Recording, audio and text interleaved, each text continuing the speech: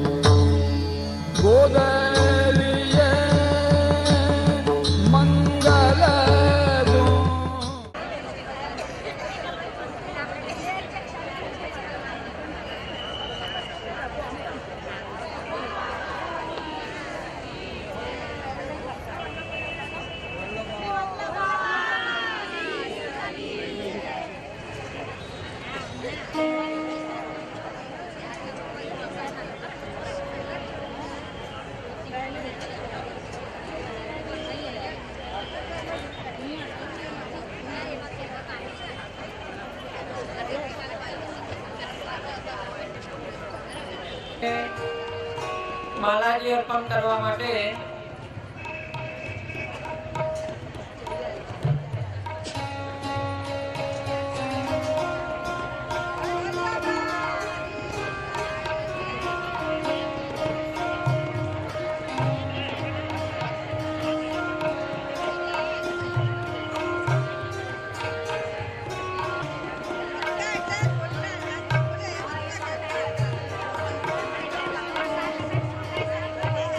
पूज्यपाद गोस्वामी 108 श्री हरिराय जी महोदय श्री ने मालाजी अर्पण करते कथाना मुख्य मनोरथी हंसाबेन पटेल तथा सविताबेन पटेल, कथाना सह मनोरथी सरलाबेन चंदुभाई अमीर, आजना गाथाना मनोरथी परम भगवती रमेशभाई कंसारा राजकोटवाला, परम भगवती अश्विनभाई बटुकलाल देसाई, परम भगवती तारिकाबेन जिग्नेश कुमार देसाई परिवार।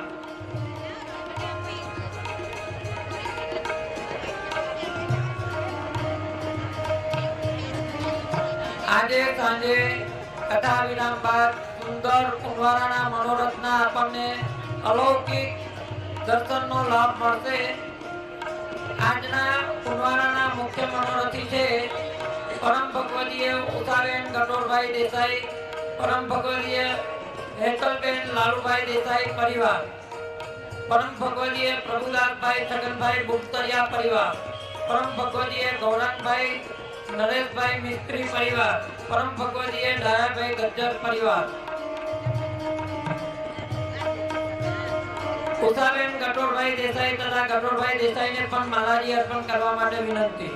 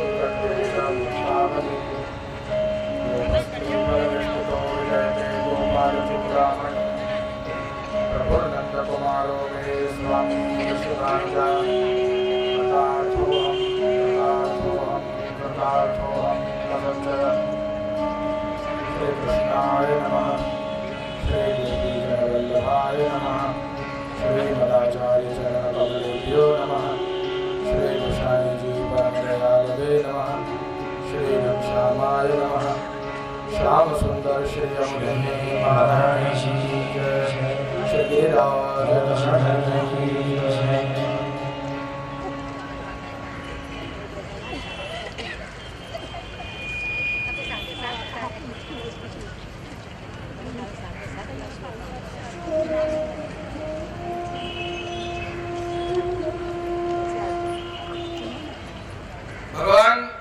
इस रसमय सृष्टि में मनुष्य देह प्राप्त करना अत्यंत कठिन है।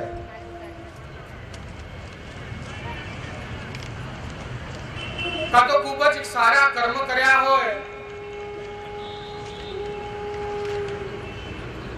का तो निश्चित ज प्रभुनी कृपा होय तो ज आ मनुष्यनो देह મળે છે।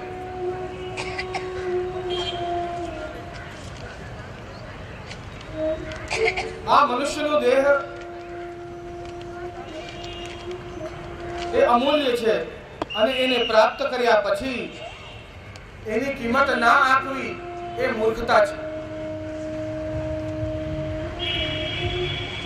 જેમ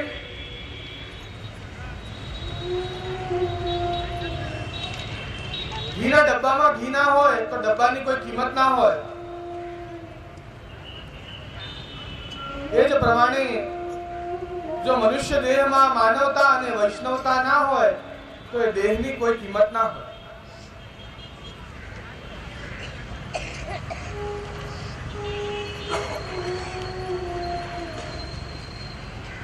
કોઈ સામે કેટલો પણ ખરાબ માણસ હોય પણ આપણે જો એના જેવા બની જઈએ તો આપણામાં ને એનામાં ભેદ શું રહી જાય?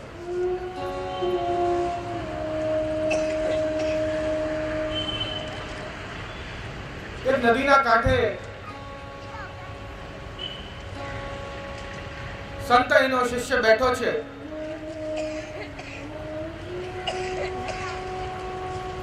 એક વીછી આવીને નદીમાં પડી,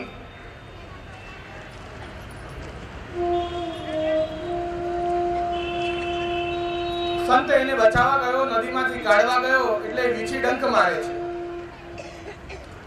હાથમાં ઉપાડવા જાય છે અને ડંક મારે છે એટલે ફરી છોડી દે છે, ફરી પાણીમાં પડે છે, ફરી ઉપાડવા જાય છે, ફરી ડંક મારે છે, ફરી છોડી દે છે। શિષ્ય એના ગુરુને પૂછે છે, ગુરુદેવ આપના પ્રાણ લેવા માંગે છે, આપ એની રક્ષા શું કામ કરો છો? એટલે ડંક મારે છે, આપને વિષ ચડી જશે। बेटा एक बात बता तू मुझे, आ कौन છે આ? કે વીછી। વીછી એટલે કે પ્રાણી, અને પ્રાણીમાં બુદ્ધિ કેટલી હોય કે બહુ જ ઓછી।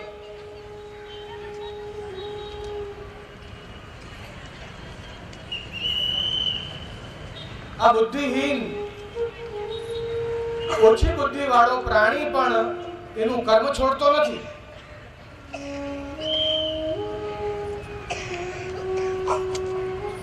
तो हूँ एक मनुष्य बुद्धिशाળી मानस, हूँ मारू कर्म केम छोड़ी दो?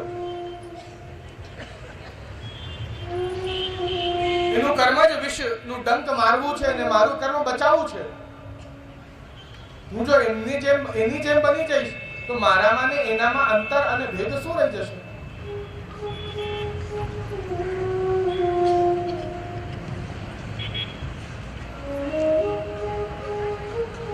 आ मनुष्य देह जेना वस्त्रों एनी मानवता छे अने एनो श्रृंगार एनी वैष्णवता छे।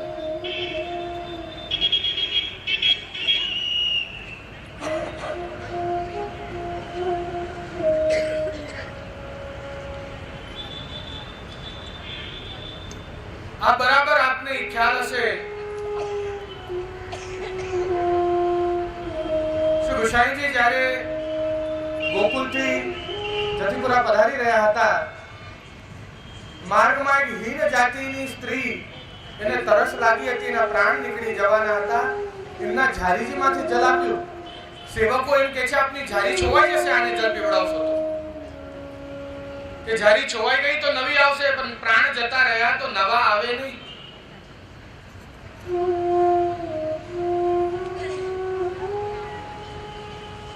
मानवता અને વૈષ્ણવતા આ બંને આપણા અંદર હોવી જરૂરી છે।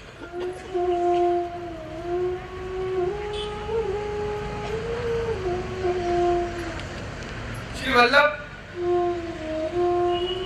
અત્યંત કૃપા કરી આપણને એક સારા કુલમાં જન્મ આપ્યો છે।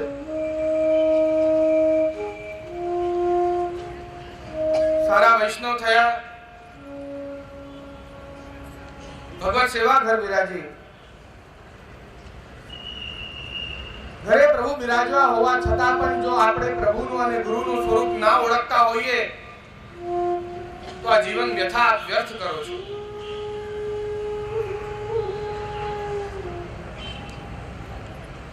પ્રભુની સેવા શું, ગુરુની સેવા કેવી હોય,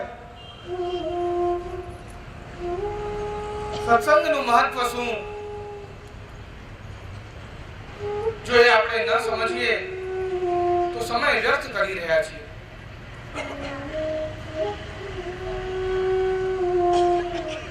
આ નાદ, આ શબ્દ, આ નામ ભગવાનનો, આ વેણુનો નાદ, એનો શબ્દ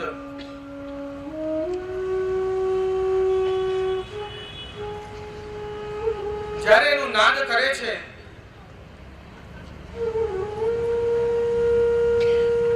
એને આ વ્રજની સ્ત્રીઓ સાંભળી રહી છે. હવે સુધી સુખદેવજી વર્ણન કરી રહ્યા હતા.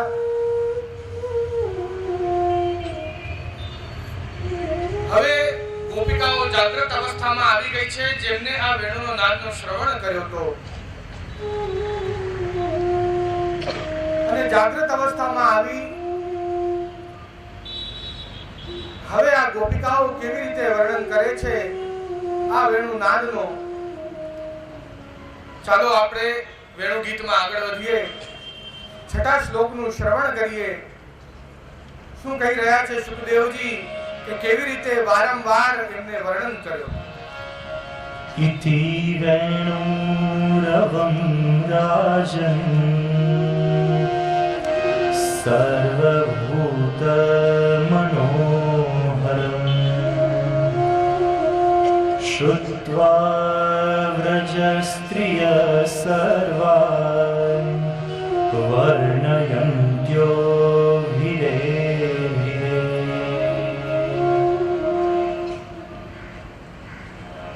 મનોજભાઈ કહી રહ્યા હતા કે જે હજી વર્ણન કરત પણ 5 દિવસમાં વેણુ ગીતના 20 શ્લોક લેવાના છે. હજી આપણે છઠ્ઠા શ્લોક પર જ પહોંચ્યા છીએ. જો બરાબર બેલેન્સ નહીં બનાવીએ તો છેલ્લાના પદો તો ઉપરથી જ જોઈ લેવામાં આવશે, પછી વધારે તો ઊંડાણમાં ઉતરાય સમય જ નહીં રહે. પછી મારે એમ જ કહી દેવું પડશે કે વરાહપીડમ નટવર વપુ અને અક્ષણવતામ ફલમિદમ ની અંદર જે કાંઈ તમે સાંભળ્યું છે એ બાકી આખા જ વેણુ ગીતની અંદર બધું સમાઈ ગયું છે.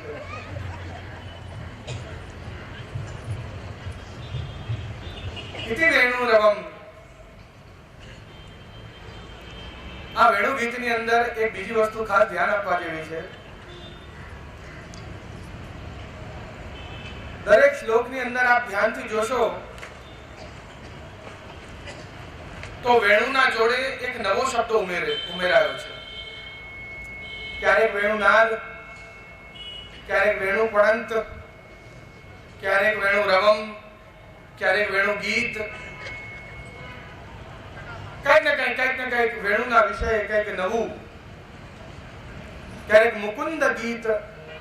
વેણુ અને મુકુંદ એક જ છે એવું બતાવવામાં આવ્યું છે, બંનેમાં કોઈ ભેદ નથી.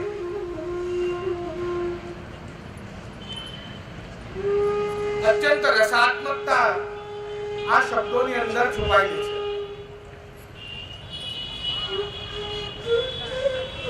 અહીંયા વેણુનો રવ કર્યો છે.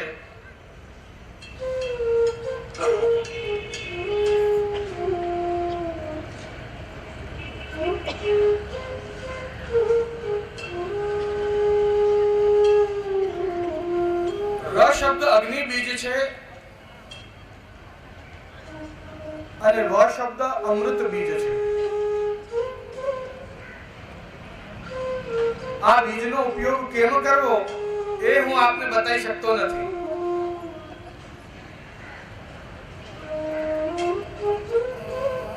ક્યાં કઈ જગ્યાએ કયા મંત્રમાં આની સંપુટી આની સંગતિ કરાય તો ક્યારે વિરહનો દાન થાય ને ક્યારે અમૃત જેવો સંયોગનો દાન થાય. વડીલોની આજ્ઞા નથી, નગર હું ચોક્કસ આપને જણાવત કે આ બીજનો મંત્રમાં કેવી રીતે ઉપયોગ કરવો. રવમ એટલે શબ્દ એટલે નાદ. શ્રીમદ વલ્લભાચાર્યજી શ્રી સુબોધનીજીમાં આજ્ઞા કરે છે રવ શબ્દની અંદર ર તે અગ્નિ બીજ છે, તે વિપ્રયોગ અગ્નિ વિરહાત્મકનું દાન કરે છે, અને વ તે અમૃત બીજ છે, તે અમૃત જેવો સંયોગનું દાન કરે છે.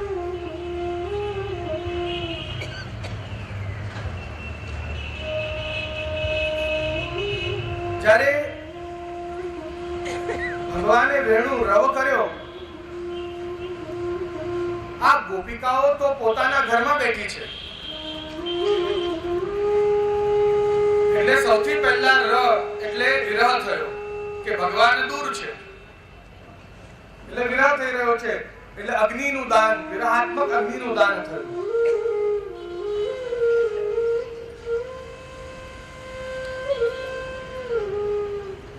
જ્યારે એ વેણુના દૂર શ્રવણ દ્વારા વિરહનું દાન થયું, તદુપરાંત જ્યારે ગોપિકાઓને દૂર દર્શન થયા ત્યારે સંયોગ રૂપી અમૃતનો દાન થયું. બે વરદાન આપ્યા છે ને, દૂર દર્શન અને દૂર શ્રવણ. દૂર શ્રવણના દ્વારા વિરહાત્મકનું દાન કર્યું અને દૂર દર્શન દ્વારા સંયોગાત્મકનું દાન કર્યું. અને આ બંને દશાઓ કઈક એવી હતી કે પહેલા તો જેઠ માસની ગરમી તપે એકદમ, અને ગરમી પછી એકદમ જ એક દિવસે વરસાદ વરસે, ભૂમિ કેવી તૃપ્ત થઈ જાય, કેવી ખીલી ઉઠે. બંનેની દશા કઈક એવી ર ને વ.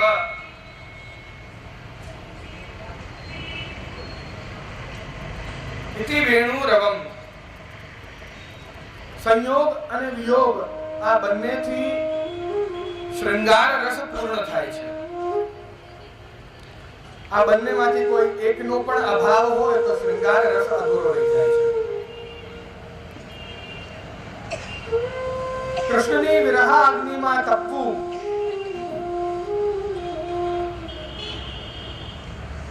અને આનો અનુભવ બધાએ કર્યો નથી હો.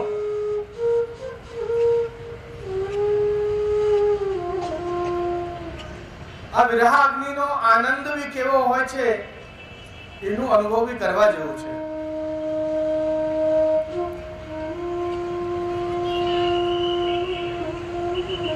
શ્રીમદ વલ્લભાચાર્યજીનું એક નામ વિરહ અગ્નિ પણ છે. એ વિરહ અગ્નિ ક્યાંથી પ્રગટ થઈ? એ કઈ અગ્નિ છે? મુખાગ્નિ છે. રાધા અને કૃષ્ણના મુખમાંથી પ્રગટ થયા ને. અને વિરહ કોના કોના વચ્ચે હતો? ભગવાન અને ભક્તોના વચ્ચેનો જે વિરહ હતો એ વિરહને દૂર કરવા માટે એ અગ્નિકુલમાં પ્રગટ્યા. મુખાગ્નિ કે જેમ યજ્ઞમાં જે આપ આહુતિ પધરાવો એ બધી ભગવાન સુધી પહોંચે, એ જ ભગવાનના મુખારવિંદની સેવા એટલે વલ્લભની સેવા કરો એટલે બધું ભગવાન સુધી જ પહોંચે.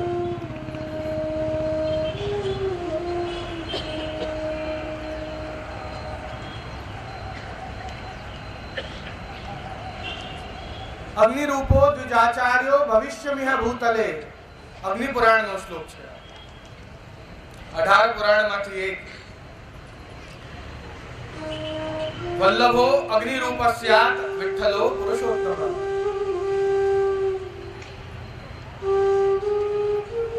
અગ્નિ રૂપથી બ્રાહ્મણ સ્વરૂપે આ ભગવાનના બધા જ યજ્ઞોના પુરુષ ભગવાન શ્રી હરિ એમના મુખાગ્નિમાંથી પ્રગટ થયા શ્રીમદ વલ્લભાચાર્યજી અને એમના પુત્ર શ્રી વિઠ્ઠલનાથજી આ ભૂતલ પર ભવિષ્યમાં પ્રગટ છે.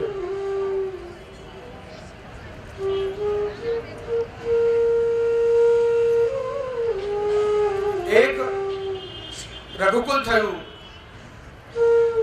પછી યદુકુલ થયું ને હાલમાં અગ્નિકુલ આ ભૂતલ પર બિરાજીને બધા જ જીવોને કૃતાર્થ કરી રહ્યા છે.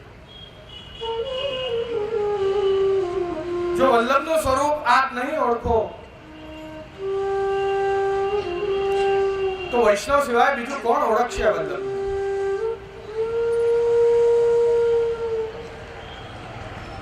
ભગવાનના આ વેણુનો નાદ જે બધાને મોહી લે છે એ જ વલ્લભ છે. આ કૃષ્ણના વિરહાગ્નિમાં જે સંતપ્ત થયા છે અને એની કૃપા દ્વારા આનંદિત થાય છે એવી આ ગોપિકાઓ જ્યારે આ વેણુનો નાદનું શ્રવણ કરે છે ત્યારે એનું ગાન કરે છે.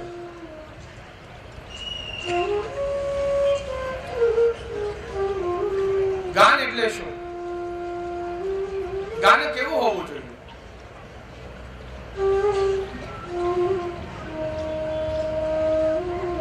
આપશ્રી મારા પિતાશ્રી ગઈકાલે વચનામૃતમાં જણાવી રહ્યા હતા ગીત એટલે શું. ભગવાને જ્યારે પોતાની હૃદયની વાત કરી ત્યારે વેણુ ગીત પ્રગટ થયું. જ્યારે ગોપીઓએ પોતાના હૃદયની વાત પ્રગટ કરી તો ગોપી ગીત પ્રગટ થયું. આમ જણાવી રહ્યા હતા ને આપ ગીત કેવો હોવો જોઈએ? આજકાલ જે ગીતો ગવાય છે શું ગીત એવા હોવા જોઈએ?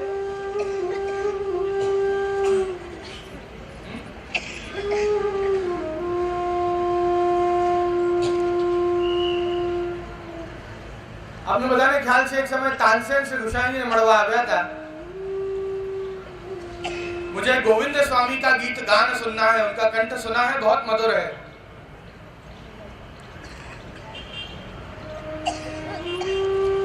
थोड़ी बार હતી દર્શન ખુલવામાં ગોવિંદ સ્વામીએ કહ્યું દર્શન ખુલશે ત્યારે ઠાકોરજી સન્મુખ હું કીર્તન કરીશ.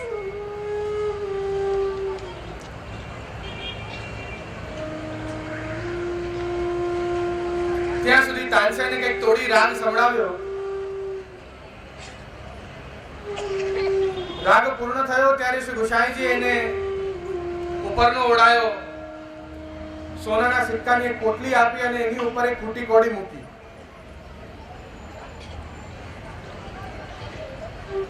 પ્રભાનાથ આ સોનાના સિક્કાઓ આપ્યા એ સમજો, પણ ઉપર આ ખૂટી કોડી મૂકી એ સમજો નહીં. કે તાનસેન તમારો કંઠ બહુ મધુર છે માટે તમને સોનાના સિક્કા આપ્યા, પણ તમે તમારી જે આ જ્ઞાન તમારી વિદ્યા જે છે એનો ઉપયોગ કઈ ભગવત સેવામાં કરતા નથી માટે એની કોઈ કિંમત નથી. માટે ઉપર ફૂટી કોડી મૂકી છે. गीत कैसा हो उसकी कीमत सोने के सिक्के जितनी है या फूटी कौड़ी जितनी?